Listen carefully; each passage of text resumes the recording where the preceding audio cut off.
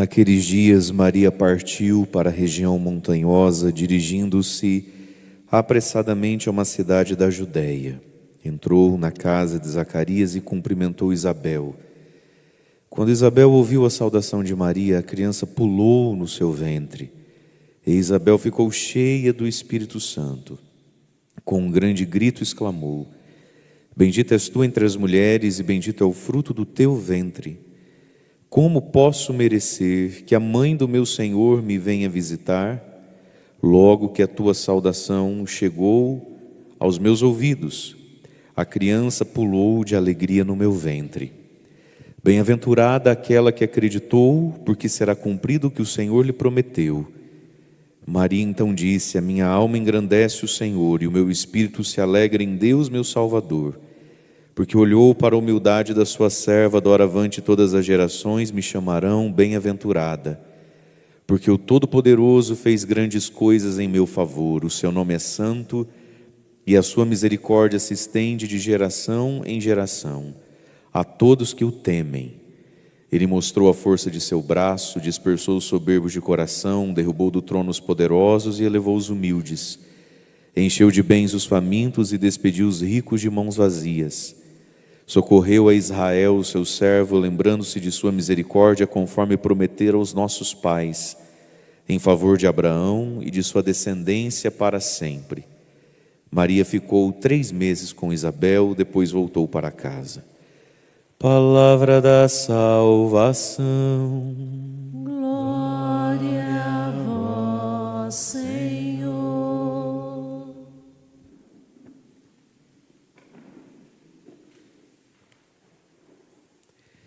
Muito bem, irmãos e irmãs, a igreja celebra hoje então a festa da visitação da Virgem Maria à sua prima Santa Isabel.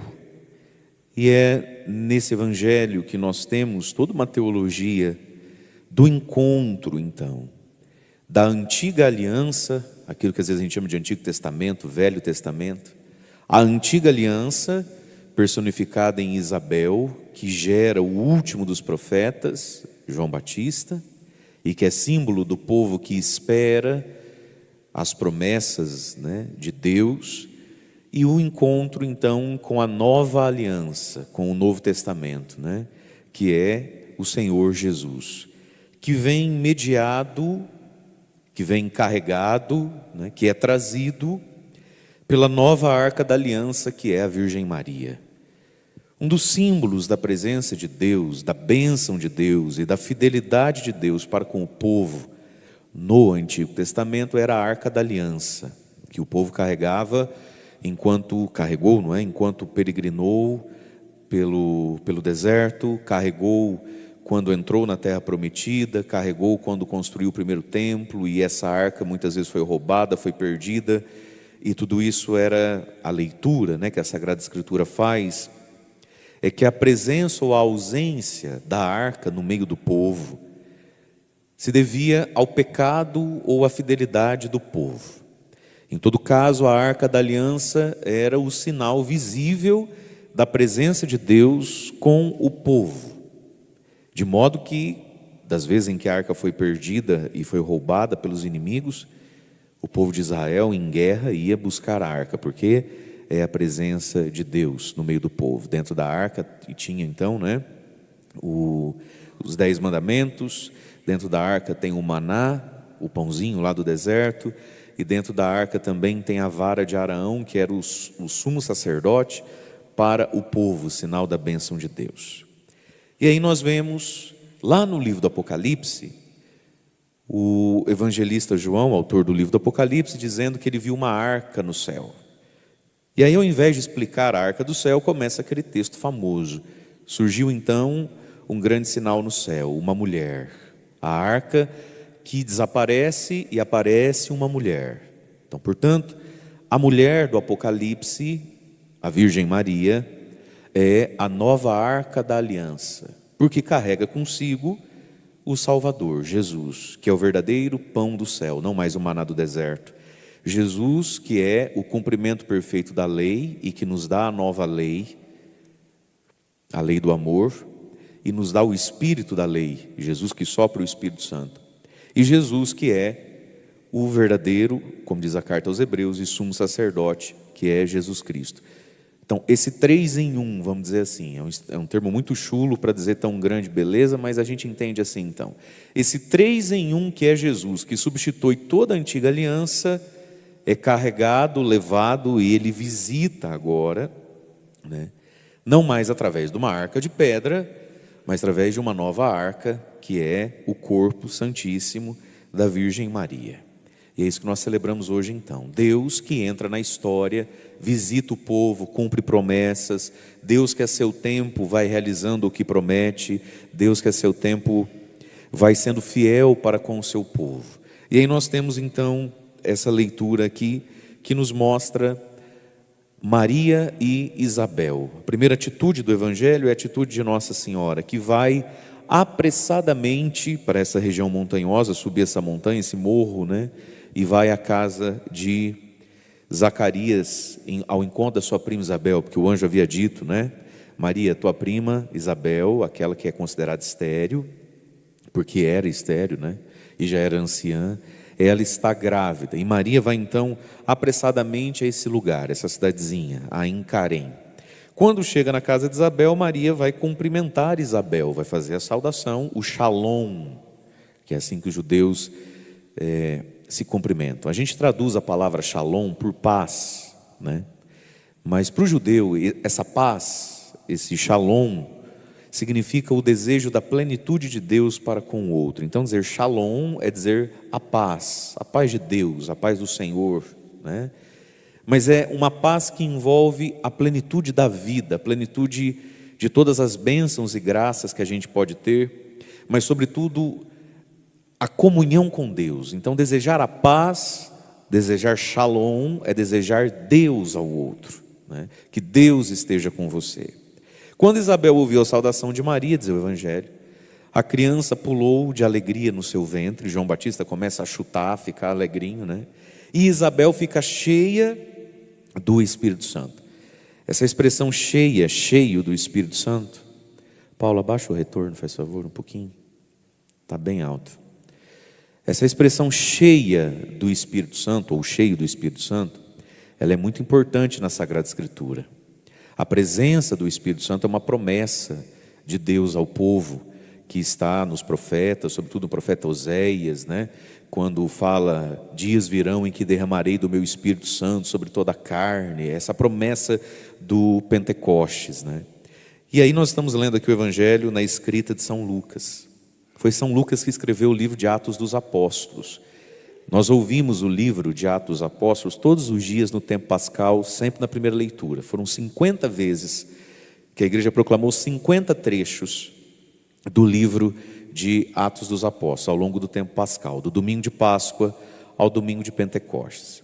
E aí, eu tenho certeza que você se lembra, que nesse tempo pascal, na liturgia de cada dia, várias vezes a gente ouviu a seguinte expressão no livro de Atos dos Apóstolos: e ficaram cheios do Espírito Santo e de alegria. Fala para quem está do seu lado assim, eu lembro exatamente todas as vezes, nem sei porque ele está falando disso. Fala, ele podia encurtar essa homilia, porque o que entra nesse ouvido, fala, não sai pelo outro. Fica paradinho na cabeça, desce para o coração. Mas o pessoal que está em casa é tudo destrambeado, né? Vocês não, vamos lá então. Várias vezes a gente ouviu, porque várias vezes está escrito no livro de Atos dos Apóstolos, que eu tenho certeza que você já leu ao menos uma vez o livro de Atos dos Apóstolos, a expressão, e ficaram cheios do Espírito Santo e de alegria, né? E aí nós ouvimos esse primeiro fato na narrativa de Atos dos Apóstolos no dia do Pentecostes. O Espírito Santo e a alegria, o Espírito Santo e o gozo da alma, o Espírito Santo e o contentamento. Bom, quem escreveu Atos dos Apóstolos foi Lucas. Nos primeiros séculos da igreja, o Evangelho de Lucas e o livro de Atos dos Apóstolos era um livro só, era um corpo só. A igreja dividiu depois, por questões pedagógicas, o Evangelho de Atos dos Apóstolos, um livro para a história de Jesus, um livro depois para a história dos apóstolos a partir de Jesus. Mas São Lucas, quando escreveu numa mãozada só. Tudo isso. Então, se a gente fosse ler então Lucas, o Evangelho, e Atos dos Apóstolos, do jeito original em que Lucas escreveu, tudo num livro só, página por página, a gente iria encontrar no capítulo 1, nas primeiras páginas desse Evangelho, a expressão que alguém ficou cheio do Espírito Santo e de alegria. Aí a gente ia ler todo o Evangelho, tudo que Jesus falou, tudo que Jesus fez, a morte, a ressurreição, para aí só depois a gente encontrar, já lá na parte final do livro, né, mais uma vez a experiência de ficar cheio do Espírito Santo, que é o Pentecostes, que a gente celebrou nesse final de semana, e depois tudo que veio desse Pentecostes, que foi o que a gente ouviu por 50 dias, as várias vezes em que pessoas ficaram cheias do Espírito Santo e de alegria. Pois bem, a primeira vez disso, então, aconteceu na casa de Zacarias e Isabel, muito antes do Pentecostes. Jesus não tinha nem nascido, estava vivo e presente na cena e no fato, dentro do ventre de Nossa Senhora. Então, através de Maria, a gente tem o primeiro Pentecostes, Maria que transborda e é mediação daquilo que ela é cheia.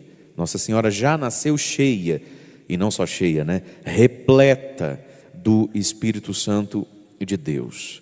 Então, pelas mãos de Nossa Senhora, a gente teve aqui o primeiro Pentecostes. E o primeiro milagre de Jesus, na ordem da graça. Existem 2 tipos de milagres. Quem está acordado ainda? Diga eu comigo. Isso, vai ajeitando as costas, vai sentando direito nesse friozinho gostoso, para você ficar acordado. Existem 2 tipos de milagre: milagres na ordem da natureza e milagres na ordem da graça. Jesus fez milagres na ordem da natureza, as curas físicas, né? As coisas que ele fazia e que são físicas. Então, curar um cego, né? Ou se a gente quiser também transformar água em vinho, são milagres na ordem da natureza. E existem os milagres na ordem da graça, cujo primeiro é esse milagre na vida de João Batista, sobretudo aqui, quando Jesus justificou, salvou João Batista, nesse dia em que João Batista, no ventre de sua mãe, recebeu aquilo que é fruto da morte e ressurreição de Jesus, fruto da Páscoa, o dom do Espírito Santo. Então, João Batista recebe no ventre de sua mãe aquilo que a humanidade toda vai receber somente a partir, historicamente, de um fato: Jesus ressuscitado, após a morte e ressurreição. Então nós também vivemos esse milagre da graça na nossa vida, da justificação da alma, pelo sacramento do batismo, e o recuperamos por um outro milagre na nossa vida, que é o sacramento da confissão. Quando a gente se confessa, a gente recebe um milagre, que é o milagre de ser justificado em Deus. Então, essa justificação que a gente recebe no sacramento do batismo, a gente corre o risco de perder através do pecado. Existem pecados que são de fato mortais, quando a gente objetivamente, conscientemente vive em desacordo com a lei de Deus. E aí, meu amiguinho, não é comprando uma cartela de Santo Antônio agora desse mês que vai entrar, e eu sei que você vai comprar 4, 5, mas mesmo assim, vai fazer, isso não justifica a alma não, isso é expressão da fé, da gratidão ao Deus que nos justificou. Ser justificado em Deus é um milagre. Por quê? Porque não é possível ao ser humano estar justificado diante de Deus a não ser por ação do próprio Deus, por graça do próprio Deus. Porque a salvação a gente não compra, a salvação não está à venda, e a salvação o ser humano não é capaz de produzir. Nós não somos capazes de pagar a nossa dívida com Deus. Quem pagou essa dívida por todos nós em nosso lugar foi nosso Senhor Jesus Cristo na cruz. Nós recebemos isso pela fé, a fé que se expressa não no travesseiro, a fé que se expressa acolhendo Cristo onde Ele se dá, os sacramentos da igreja. E o sacramento que nos justifica é o batismo, quando miseravelmente o ser humano perde o seu batismo, como o filho pródigo que perdeu a sua filiação lá no chiqueiro com os porquinhos. A gente recupera a nova veste, o anel, a sandália, a condição de filhos, pelo sacramento da confissão. Pois muito bem, nós temos aqui O primeiro milagre de Jesus, que não foi um milagre na natureza, né, de ordem da natureza, foi um milagre na ordem da graça, quando justificou João Batista no ventre de sua mãe. E Isabel ficou então cheia do Espírito Santo e de alegria, né? E aí então nós temos a palavra de Isabel para a Virgem Maria, né? Isabel então vai gritar, Isabel então vai exclamar: bendita és tu entre as mulheres e bendito é o fruto do teu ventre. Como eu posso merecer que a mãe do meu Senhor me venha visitar? Então olha que Pentecostes está acontecendo na alma de Isabel, mas também no entendimento de Isabel. Porque o Espírito Santo, meus irmãos, quando ele vem a nós, a coisa mais importante não é a emoção que ele causa. E nem precisa causar emoção. Se causou, foi mimo de Deus, foi carinho de Deus. O Espírito Santo, quando nos vem, ele nos toca a alma e ele nos esclarece a cabeça, ele abre o nosso entendimento. Isabel está recebendo aqui não só uma emoção, ela está recebendo aqui um profundo entendimento das coisas. Quem é Maria? Bendita és tu entre as mulheres, bendito é o fruto do teu ventre. Ela está recebendo um esclarecimento de quem é ela, Isabel, quando diante de Maria. Quem sou eu para merecer? Veja, Isabel não é pouca coisa.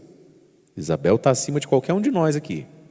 Uma anciã que também recebeu um milagre, que foi preparada por Deus para ser prima da Virgem Maria, para ser a mãe do último dos profetas. Jesus vai dizer: dos nascidos de mulher, ninguém maior que João Batista. Então, Isabel não é pouca coisa. Isabel é imensa, mas ela está recebendo um entendimento das coisas. Quem é Maria? Quem é o que ela carrega? Quem é Maria? Bendita entre todas as mulheres, árvore bendita do bendito fruto, né? Quem é Isabel? Como eu posso merecer? Significa, ela entendeu que diante de Maria, ela agraciada como era, ela é menor. Quem é Maria de novo? A mãe do meu Senhor. Maria é mãe do Senhor. Maria é mãe de Deus, da segunda pessoa da Santíssima Trindade, o Deus Filho. Então veja, meus irmãos, o Espírito Santo causa emoção? Causa. O Espírito Santo causa uma alegria? Causa. Mas tudo isso é fruto de uma profunda revelação, de um profundo entendimento que a gente tem quando recebe o Espírito Santo. O Espírito Santo coloca as coisas no lugar, coloca as coisas do tamanho certo.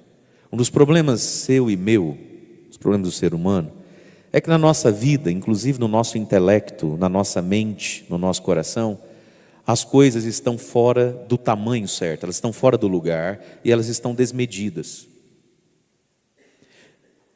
Um dos frutos da experiência do Espírito Santo é que as coisas fiquem do tamanho correto. Tem gente que o dinheiro na vida dele não está do tamanho correto, ele está monstruoso de grande. Tem gente que na vida dele o sexo não é do tamanho correto, é de um tamanho gigante. Tem gente que na vida dele o ego dele, a autoimagem dele não está do tamanho correto, está agigantado, a presunção, a vaidade, a prepotência, a arrogância, ou está menor do que deveria, do tamanho real, a baixa autoestima, o vitimismo, o coitadismo, eu não posso, eu não consigo, não sei porque que eu nasci, porque que eu não morro. Então, na minha vida, na sua vida, a gente corre o risco de ter as coisas num tamanho que é irreal, num tamanho que é ilusório. Quando Isabel faz essa experiência com o Espírito Santo, as coisas ficam do tamanho. Do tamanho. Não é um bebezinho, é o meu Senhor. Não é a minha priminha. Ai, que linda, é tão novinha, está grávida. Não é a minha priminha, que faz tempo que eu não vejo. É a mãe do meu Senhor, é a bendita entre todas as mulheres. E eu, a Bebel, que agora fui tocada e agraciada por Deus, depois de tanto rezar, porque muito santo eu sou, porque casei com um homem maravilhoso, o Zacarias, que era um show de bola, o Zaca também. Eu, diante desse fato, eu, diante desse Jesus e dessa Maria, quem sou eu para merecer? Portanto, a experiência da graça, da gratidão, tudo é graça, como eu posso merecer? Isabel poderia ter a postura, não é? Mas também, Achei que você ia dar a luz aí, o menino nem ia vir ver a prima aqui que está grávida também, só porque agora é mãe do Messias. Sabe essas picuinhas de gente? Veja, está tudo do tamanho certo aqui. Está tudo organizado. E quem é que faz isso na nossa vida? O Espírito Santo de Deus.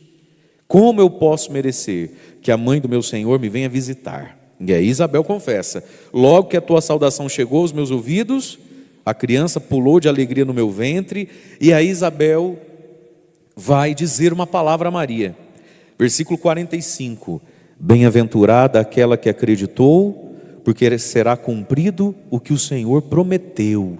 Maria é bem-aventurada porque tem a bem-aventurança da fé. Bem-aventurada aquela que acreditou, vai se cumprir o que Deus prometeu. Olha a maravilha da fé, meus irmãos. A bem-aventurança da fé.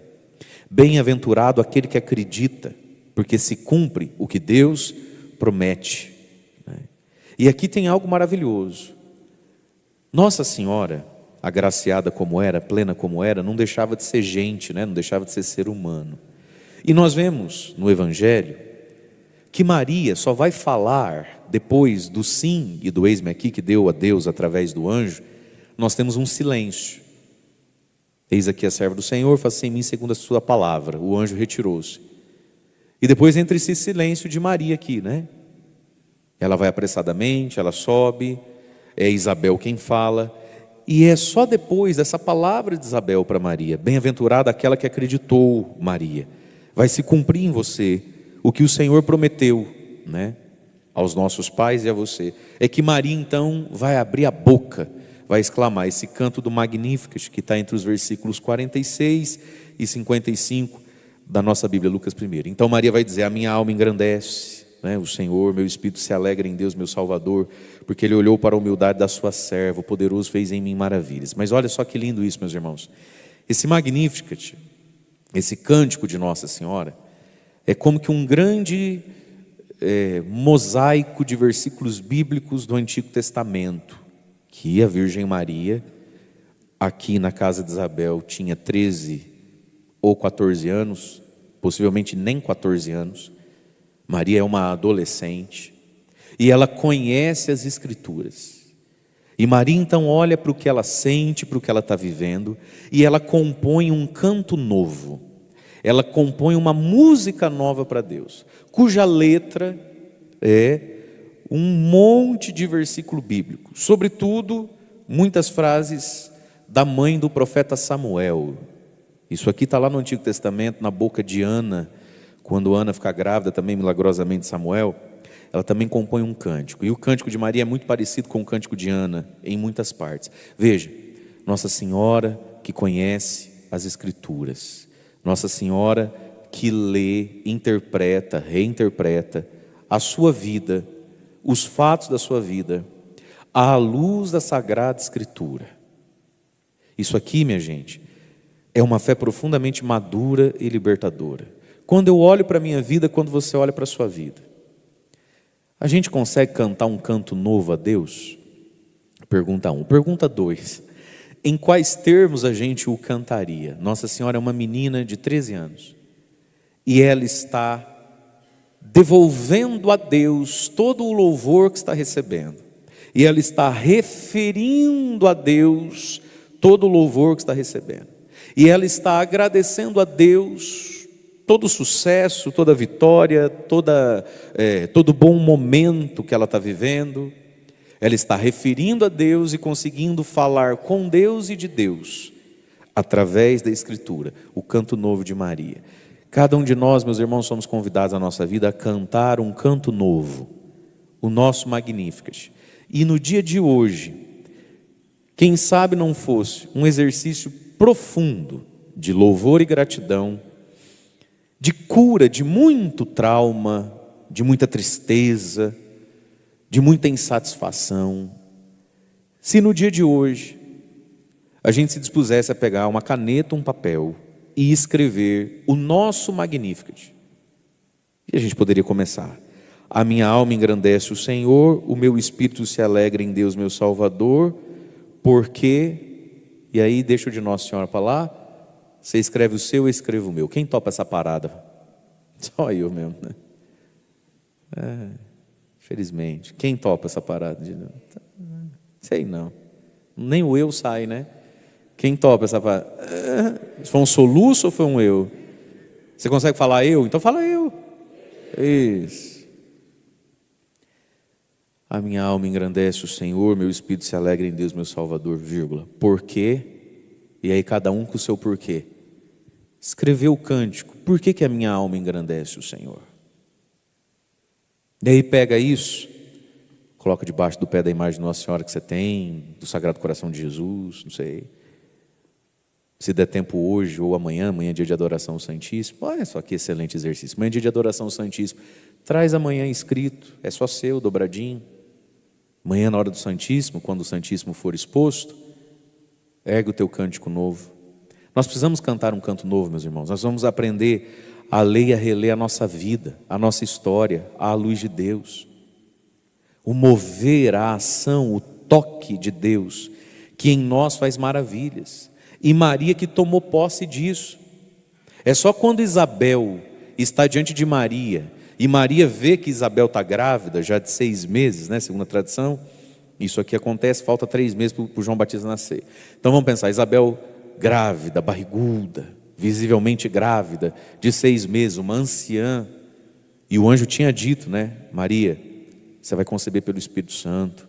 A tua prima, Isabel, a velhinha, está grávida.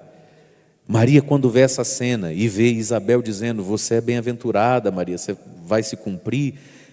A impressão que eu tenho, e eu não quero, e você não precisa acreditar em mim, mas é uma impressão que eu tenho, que Maria, quando vê e escuta Isabel falar tudo isso, e nesse momento em que ela vai dizer a minha alma engrandece o Senhor, é como se Maria estivesse deixando os ombros caírem, falando, ufa. Parece que só na casa de Isabel Maria desfrutou.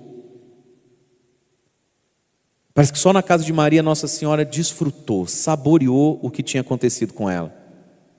Quando na pessoa de Isabel, na fé que Isabel testemunha e na palavra que Isabel diz, que confirma em Maria a experiência que ela tinha tido, né, com o anjo. E talvez foi até por isso também que o anjo, antes de sair, falou para Maria, ó, tua prima Isabel está grávida, como que dizendo, Maria, se daqui 10 minutos que eu desaparecer do teu quarto aqui, você começar a duvidar e começar a pensar, será que eu estou doida? Será que eu vi mesmo o que eu vi? Como é que você vai ficar grávida do Espírito Santo? Se você tiver dúvida, não sei, fica a dica aí, ó, tua prima Isabel, uma dessas, né? Quem sabe vendo, vocês terminam de se convencer. Mas seja como for, meus irmãos, olha que bonito o papel de Isabel na vida de Maria, né? Essa anciã que diz para Maria, acredite, vai se cumprir. Olha o tamanho da minha barriga.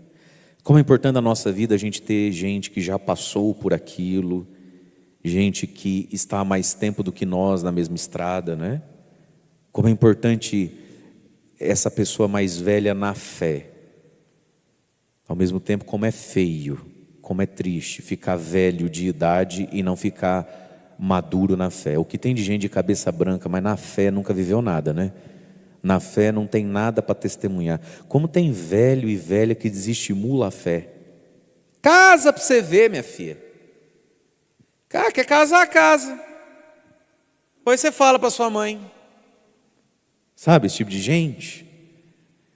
Esse tipo de gente descrente. Meu Deus, como é triste, né? Ficar de cabelo branco e não ter fé. Ficar de cabelo branco e não ser espelho para ninguém. Ficar de cabelo branco e não ter o que testemunhar, a não ser azedume, tristeza, medo e melancolia e deboche com a santidade e as coisas. Isso é um perigo na nossa vida, minha gente. A idade vir e a gente não ter fé para os mais novos, a gente não ter o que dizer. Isabel é anciã na fé, isso aqui é lindo. E isso aqui é tão necessário na vida da gente, porque muitas vezes a fé, o chamado de Deus, é algo bastante assustador. Você fica meio perdido. Como é bom, como é necessário às vezes. E Deus põe na vida de quem de fato é sincero com Ele, alguém mais velho na fé, não necessariamente na idade.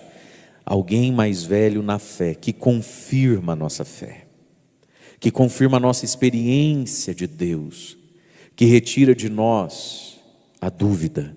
Agora, meus irmãos, uma pessoa mais velha na fé não necessariamente precisa ser mais velha do que eu, de idade. Mas toda pessoa, conforme vai tendo idade, precisa ter mais experiências de fé. Senão fica esses velhos insuportáveis. Como tem velho insuportável? Fala para quem está do seu lado, você está ficando velho. Você não é mais o mesmo. Não é. Não é. Fala, ó, o Padre Mário, quando chegou nessa cidade aqui, ele tinha até cabelo aqui em cima. É, filho, bebê, tá indo, gente. Olha, a vida vai passando e é possível que tenha gente que tenha uma idade de fé maior que a minha, tendo a minha idade ou até menos. Mas também é muito feio ir ganhando só idade e dor no joelho, dor no ombro, miopia, diabetes, pressão alta, né? Artrite, artrose, bico de papagaio. O que mais que a vida vai trazendo aí? Está entendendo? Junto com tudo isso tem que ter uma maturidade na fé. Mas aí então Maria faz esse grande cântico, que é esse resumo da história da salvação. Deus que olha para a humildade dos seus servos, daquele que quer ser servo, e faz nele, para ele, maravilhas, né? Porque santo é o seu nome e sua misericórdia é de geração em geração. E aí termina o evangelho dizendo: Maria ficou 3 meses com Isabel, depois voltou para a sua casa. Maria que ficou com Isabel. Irmãos e irmãs, Maria, Nossa Senhora, por desígnio de Deus, quer ficar conosco também. Então a gente precisa saber acolher bem a Virgem Maria, através da devoção, do afeto, do amor, mas sobretudo através da oração, né? Da oração da Ave Maria, da oração do terço. Gente, o terço é uma oração poderosíssima. Em primeiro lugar, em relação a nós mesmos. Quem reza o terço bem rezado, porque a gente pode rezar também por desencargo de consciência, rezar 1000 por hora sem nem saber o que está fazendo, né? Rezar por uma devoção muito legalista, do se eu não rezar é pecado, né? Mas quando a gente reza o terço, e reza na medida em que a gente consegue, com alguma contemplação daquelas palavras, daqueles mistérios, o terço é algo profundamente poderoso, em primeiro lugar, sobre a pessoa que reza. Porque o coração de cada Ave Maria é o nome de Jesus. Bendito o fruto do teu ventre, Jesus. O nome de Jesus está no meio da oração da Ave Maria, né? Então tem o poder de nos santificar. Tem o poder de nos aproximar da Virgem Maria e de acolhê-la como mãe do Salvador, que vem com o Salvador, e o Salvador vem com o Espírito Santo, né? Segundo lugar, o terço é uma arma poderosa em relação às circunstâncias da nossa vida. As circunstâncias da nossa vida que às vezes não estão nem alegres, nem cheias do Espírito Santo. Muitas coisas em mim, ou ao redor de mim, podem estar simplesmente vazias e tristes, né? O terço é um santo remédio. É uma arma poderosa. Terceiro, o Santo Terço é poderoso em relação à vida das pessoas, das outras pessoas. Quando a gente reza o terço, a gente sempre reza nessa intenção de que Maria visite, levando Jesus, o Cristo que leva o Espírito Santo, a alegria, a plenitude de Deus. E quantas pessoas precisam ser visitadas por Nossa Senhora?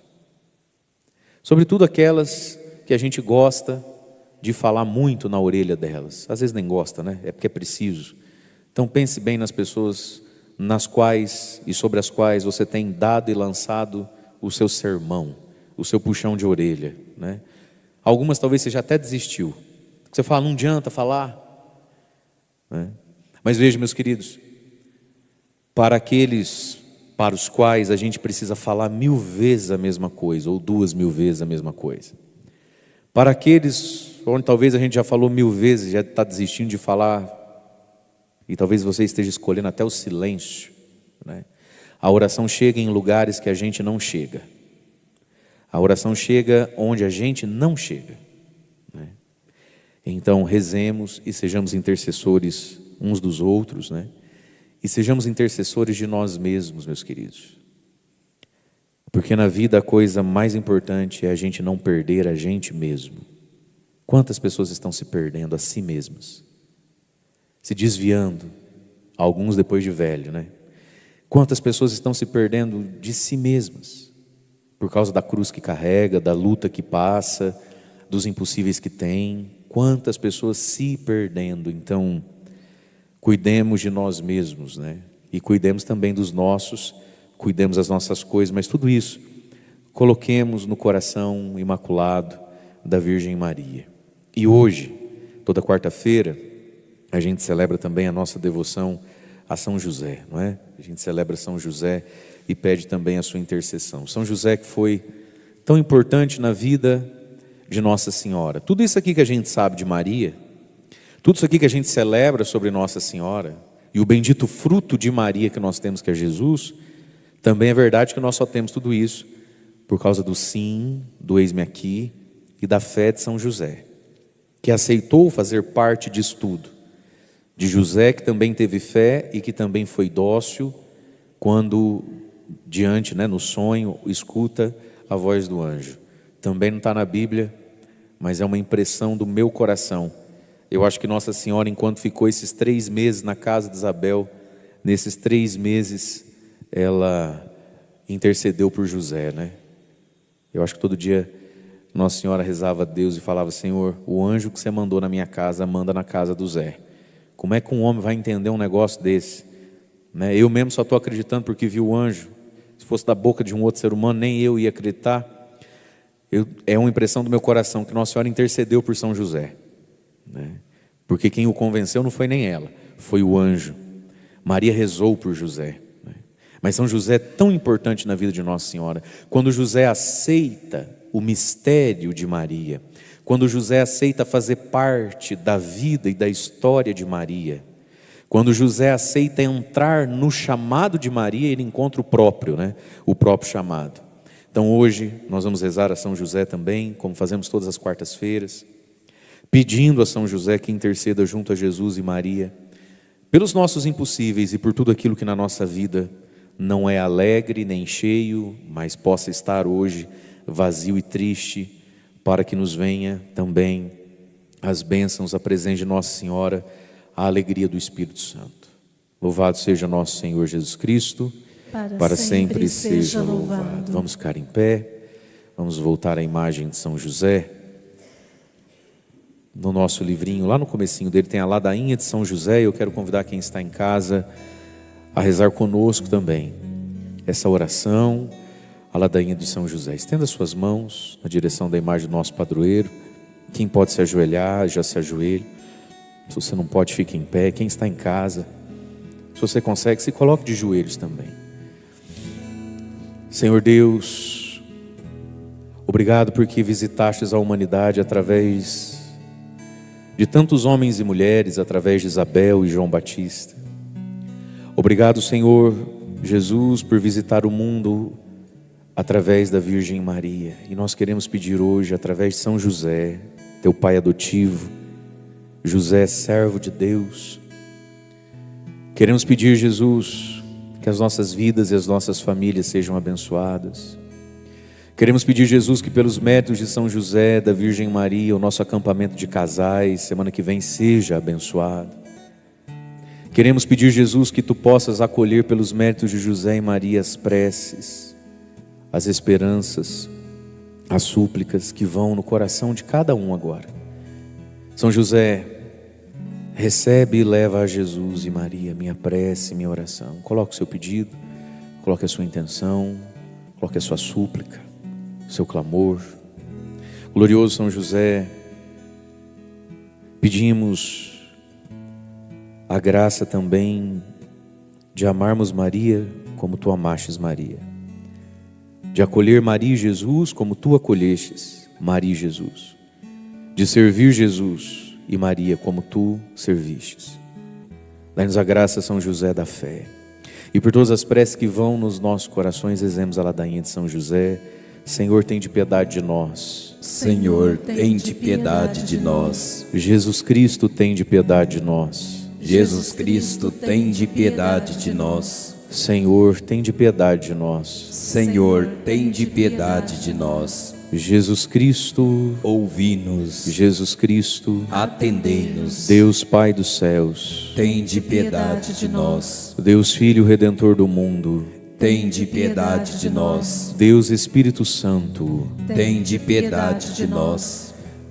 Santíssima Trindade, que sois um só Deus, Tende piedade de nós. Santa Maria, Mãe de Deus, Rogai por nós. São José, Rogai por nós. ilustre filho de Davi, Rogai por nós. luz dos patriarcas, Rogai por nós. esposo da Mãe de Deus, Rogai por nós. casto guarda da Virgem Maria, Rogai por nós. sustentador do Filho de Deus, Rogai por nós. zeloso defensor de Jesus Cristo, Rogai por nós. chefe da Sagrada Família, Rogai por nós. José Justíssimo, Rogai por nós. José Castíssimo, Rogai por nós. José Prudentíssimo, Rogai por nós. José Fortíssimo, Rogai por nós. José Obedientíssimo, Rogai por nós. José Fidelíssimo, Rogai por nós. espelho da paciência, Rogai por nós. amante da pobreza,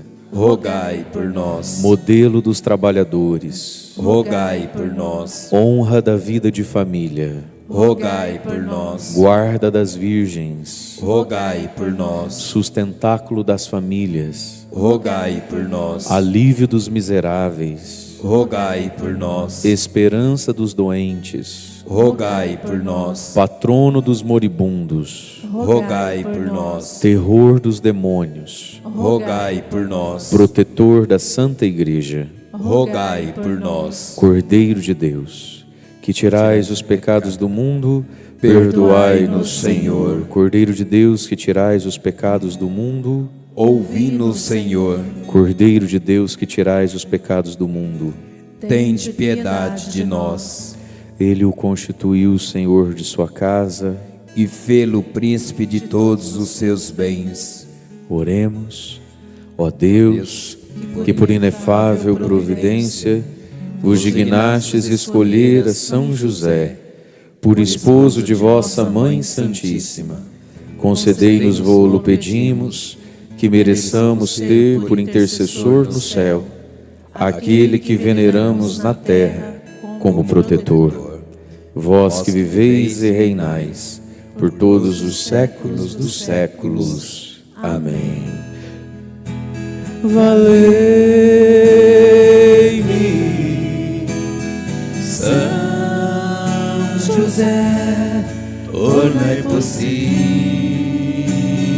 possíveis as coisas impossíveis.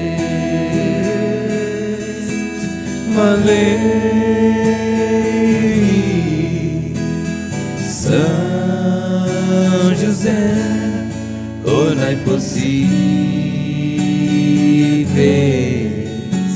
as coisas impossíveis.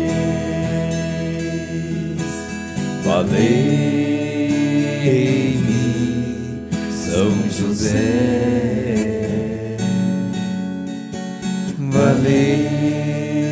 Valei-me, São José. Senhor Jesus, pela intercessão e os méritos de São José, acolhei as nossas preces, vós que viveis e reinais com o Pai na unidade do Espírito Santo. Amém. Amém.